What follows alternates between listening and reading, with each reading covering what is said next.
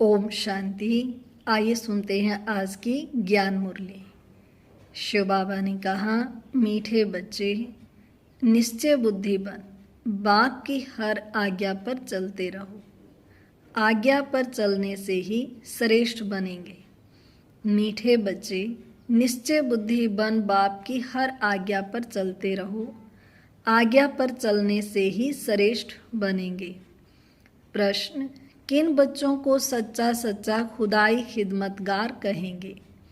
किन बच्चों को सच्चा सच्चा खुदाई खिदमतगार कहेंगे? उत्तर, जो राजाई पाने का पुरुषार्थ करते हैं और दूसरों को भी आप समान बनाते हैं।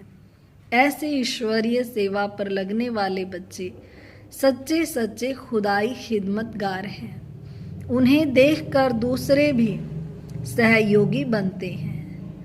ओम शांति। तुम जब यहाँ बैठते हो तो सबको कहना है कि शिव बाबा को याद करो। यह तो तुम जानते ही हो, शिव बाबा है। उनके मंदिर में भी जाते हैं, परंतु यह कोई भी नहीं जानते कि शिव बाबा कौन है, सिवाय तुम बच्चों के।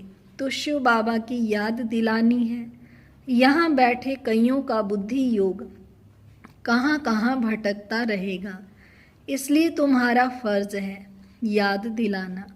भाइयों और बहनों, बाप को याद करो, जिस बाप से वर्षा मिलना है।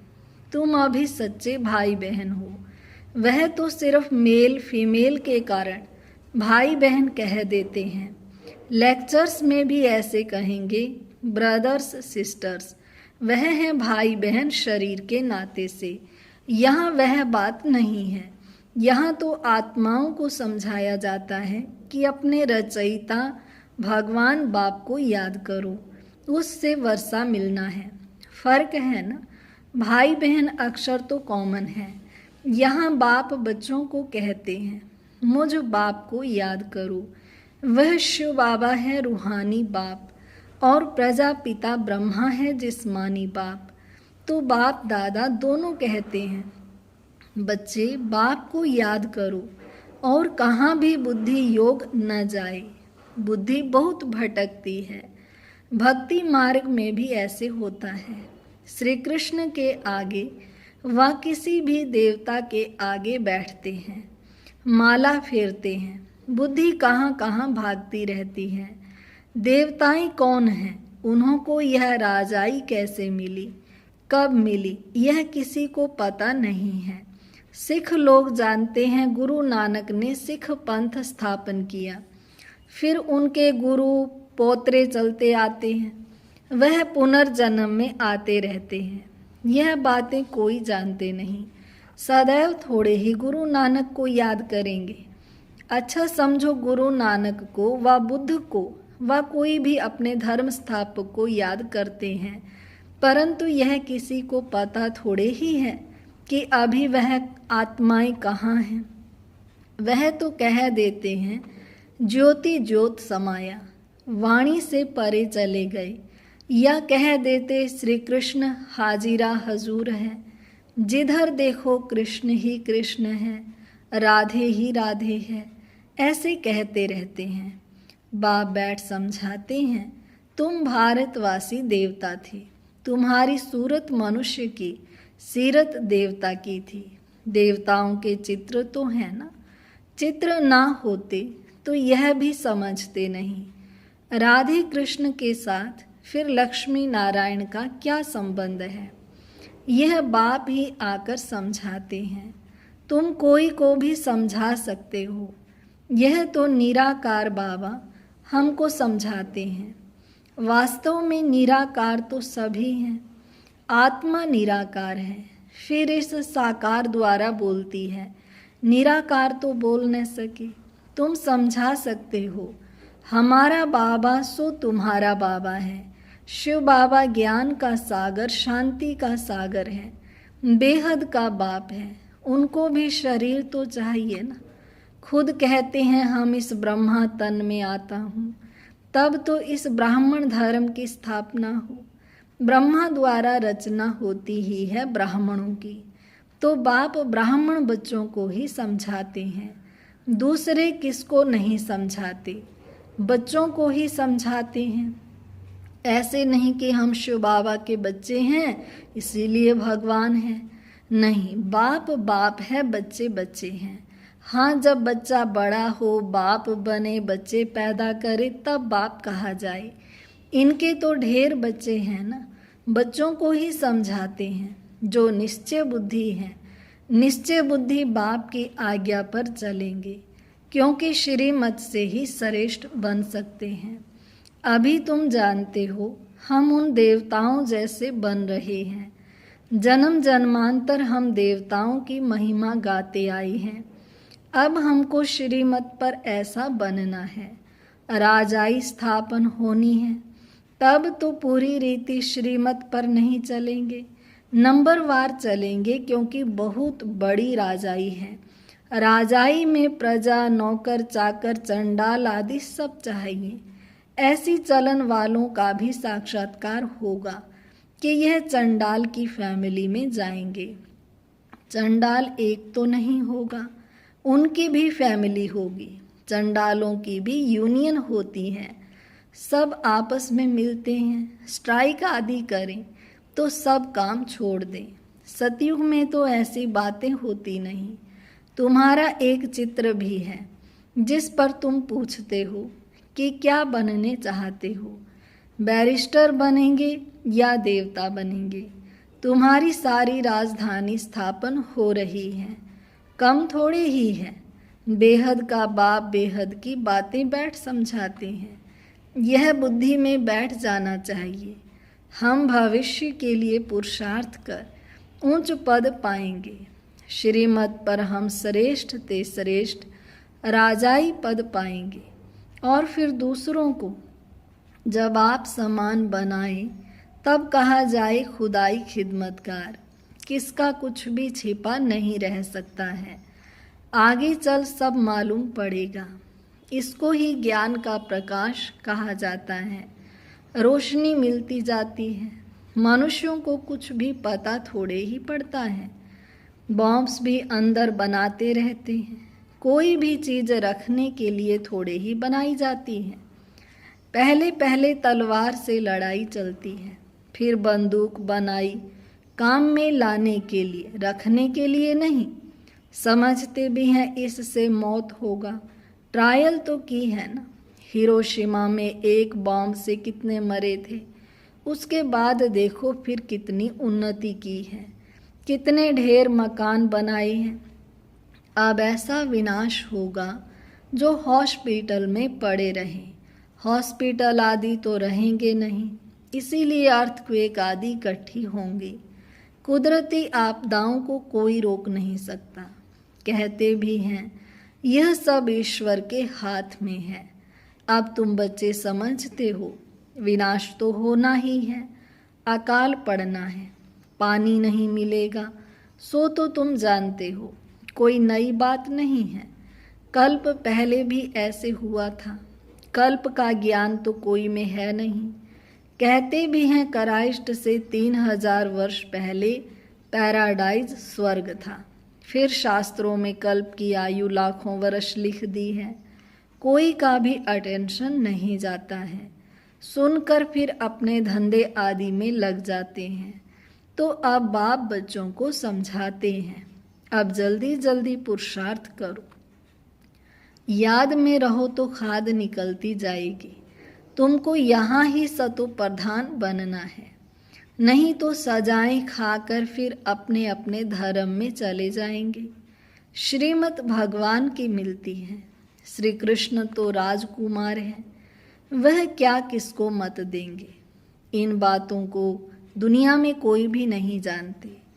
प्यार से समझाना है कि शिव बाबा को याद करो। शिव बाबा खुद कहते हैं कि माम एकम याद करो, वह भी कल्याणकारी है और संग तोड़ एक संग जोड़ना है। तुम हो भारत का बेड़ा पार करने वाले। सत्यनारायण की कथा भी भारत से ही ताल्लुक रखती है, और धर्म वाले कभी सत्यनारायण की कथा नहीं सुनेंगे। यह सुनेंगे वह जो नर से नारायण बनने वाले आदि सनातन देवी देवता धर्म वाले होंगे, वही अमर कथा सुनेंगे। अमर लोक में देवी देवता थे तो जरूर अमर लोक में अमर कथा से यह पद पाया होगा। एक एक बात याद करने लायक है। एक बात भी बुद्धि में अच्छी रीति बैठ जाए तो सब आ जाएंगे। बाप को याद करना है और सुदर्शन चक्र ध्यान में रखना है। शिव बाबा के साथ यहाँ पार्ट बजा रहे हैं, फिर जाना है। बाप ही समझाते हैं सच क्या है, झूठ क्या है। सत्य एक है, बाकी सब है झूठ। लंका में रावण था, एक की बात है क्या? सतयुग त्रेता में तो ऐसी बात होती नहीं। यह सारी मनुष्यों की दुनिया लंका है। ये है ही रावण राज्य। सब सीताएं एक राम को याद करती हैं, अथवा सब भक्तियां सजनियां एक भगवान साजन को याद करती हैं, क्योंकि रावण राज्य है। सन्यासी इन बातों को समझ न सके, सब दुखी हैं। शोक वाटिका में शोक वाटिका है कलयुग, अशोक वाटिका है सतयुग। यहाँ तो कदम कदम पर शोक है, दुख है। तुमको बाबा अशोक स्वर्ग में ले जाते हैं। यहाँ तो मनुष्य कितना शोक करते हैं। कोई मर जाता है तो जैसे पागल हो जाते हैं। स्वर्ग में तो यह सब बातें होती नहीं। अकाले मृत्यु कभी होती नहीं। जो स्त्री विधवा बने वहाँ तो समय पर एक चोला छोड़ जाकर दूसरा लेते हैं। मेल व फीमेल का लेंगे तो यह साक्षात्कार हो जाएगा। पिछाड़ी में सब मालूम पड़ जाएगा कौन कौन क्या बनेंगे। फिर उस समय कहेंगे हमने इतना समय मेहनत नहीं की, परंतु उस समय कहने से क्या होगा, समय तो बीत गया ना। इसलिए बाप कहते हैं बच्चे मेहनत करो, सेवा में सच्चे राइट हैंड बनो तो राजाई में आ जाएंगे। सेवा में लगे रहो। मिसाल भी है ना, कैसे कुटुंब के कुटुंब सर्विस सेवा में लग पड़े हैं। कहेंगे इस कुटुंब ने कर्म अच्छे किए हुए हैं जो सब ईश्वरीय सर्विस सेवा में लग गए हैं। माँ बाप बच्चे यह तो अच्छा है ना। सर्विस पिछाड़ी चक्कर लगाते रहते हैं। तुम बच्चों को बहुत उल्लास होना चाहिए। कैसे मनुष्यों को रास्ता बताएं जो उन्हों की आत्मा खुश हो। कितनों को रास्ता बताते हो। यह तुमने प्रजा बनाई, बीज बोया ना। जमते जाम तो कोई होता नहीं, जन्मते ही राजा तो कोई होता नहीं। पहले प्रजा के अधिकारी होते हैं, फिर पुरुषार्थ करते करते क्या से क्या बन सकते हैं। तुमको सेवा पर देख औरों को भी उमंग होगा, हम भी क्यों न ऐसा पुरुषार्थ करें। नहीं तो फिर कल्प कल्प ऐसा हाल होगा। बहुत आएंगे पछताएंगे। उस समय जैसा दुख मनुष्य सारी आयु में कभी नहीं देखते। श्रीमत पर नहीं चलने के कारण पिछाड़ी में ऐसा दुख देखेंगे। बात मत पूछो, क्योंकि अनेक विकर्म किए हैं। बाबा रास्ता भी बहुत सहज बताते हैं, सिर्फ बाप को याद करना है। औरों को भी यह रास्ता बताओ। तुम देवी देवता धर्म के थे, जैसे क्रिश्चियन धर्म के मनुष्य इस्लामी धर्म के मनुष्य हैं, वैसे यह है। ये है सबसे पवित्र। इन जैसा धर्म कोई हो नहीं सकता। आधा कल्प तुम पवित्र रहते हो। स्वर्ग और नरक गाया हुआ है। हेवन किसको कहा जाता ये भी किसी को पता नहीं है। बाप भारत में ही आकर बच्चों को जगाते हैं। 5000 वर्ष की बात है। जो स्वर्गवासी थे वही अब नरकवासी बने हैं। फिर बाप आकर पावन स्वर्गवासी बनाते हैं। एक साजन आकर सब सजनियों को अपनी अशोक वाटिका में ले जाते हैं। तो पहले पहले सबको यह कहो कि बाप को याद करो, नहीं तो यहाँ बैठे बैठे बुद्धि कहाँ कहाँ भटकती रहती है। भक्ति मार्ग में भी यही हाल होता है। बाबा अनुभवी तो है ना। सबसे अच्छा धंधा जवाहरात का होता है। उनमें सच और झूठ को बड़ा मुश्किल समझते हैं। यहाँ तो सच छिपा हुआ है, झूठ ही झूठ चलता रहता है। यह भी ड्रामा में नूंद है। तुम जानते हो हम सब ड्रामा के एक्टर्स हैं। इनसे कोई भी निकल नहीं सकता, कोई भी मोक्ष को पा नहीं सकता। विवेक से काम लेना होता है। पारट में चलते ही जाते हैं, फिर कल्प बाद वही पारट रिपीट करेंगे। तुम देखेंगे कैसे मनुष्य मरते हैं, विनाश होना है। सब आत्माएं निर्वाण धाम में चली जाएंगी। यह बुद्धि में ज्ञान है। सर्विस पर लगे रहने से बहुतों का कल्याण होगा। सारा परिवार ही इस ज्ञान में लग जाए तो बड़ा वंडर हो जाएगा। अच्छा, मीठे मीठे सिक्के लधे बच्चों प्रति माता पिता बाप दादा का याद प्यार और गुड मॉर्निंग। रूहानी बाप की रूहानी बच्चों को नमस्ते। हम रूहानी बच्चों की रूहानी बाप दादा को नमस्ते बाबा, नमस्ते। शुक्रिया बाबा, शुक्रिया। धारणा के लिए मुख्य सार। पहली पॉइंट, पिछाड़ी के दर्दनाक सीन से व दुखों से छूटने के लिए अभी से बाप की श्रीमत पर चलना है। आप समान बनाने की सेवा श्रीमत पर करनी है। दूसरी पॉइंट, सेवा में बाप का राइट हैंड बनना है। आत्मा को खुश करने का रास्ता बताना है। सबका कल्याण करना है।